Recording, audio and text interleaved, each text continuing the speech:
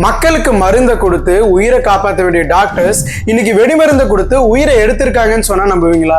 ரீசெண்டா நடந்த டெல்லி கார் பிளாஸ்டுக்கு பின்னாடி இருக்கிறது ஒரு டாக்டர்ஸ் கேங் அப்படிங்கறது இப்ப போலீஸ் கண்டுபிடிச்சிருக்காங்க. ஸோ அந்த கேங் பார்த்தீங்கன்னா ஆல்ரெடி போலீஸ் அரெஸ்ட் பண்ண ஆரம்பிச்சிட்டாங்க. நவம்பர் 6 அன்னைக்கு டாக்டர் அதிலையும், நவம்பர் 9-10 அப்போ டாக்டர் முசாம்பிலையும் போலீஸ் அரெஸ்ட் பண்ணியிருந்தாங்க. காரணம், அவங்க இருக்கக்கூடிய அந்த இடத்துல கிட்டத்தட்ட 2900 கிலோ மதிப்புள்ள வெடிமருந்து, அதாவது அமோனியம் நைட்ரேட்டையும் AK-47 துப்பாக்கியிலையும் பதுக்கி வச்சிருந்த காரணத்துக்காக அந்த டாக்டர்ஸை அரெஸ்ட் பண்ணியிருந்தாங்க.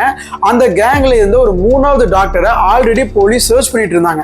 ஸோ அந்த டாக்டர் தான் அந்த டாக்டர் உமேர் முகமது.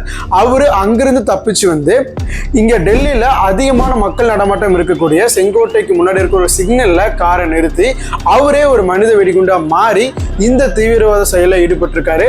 பிளஸ் இந்த கேங் எல்லாத்துக்குமே பார்த்தீங்கன்னா பாகிஸ்தானை தலைமையிடமா கொண்ட ஜெய்ஷ்-இ முகமதோட தீவிரவாத அமைப்போட தொடர்பு இருக்கு அப்படிங்கிறதையும் இப்ப NIA கண்டுபிடிச்சிருக்காங்க.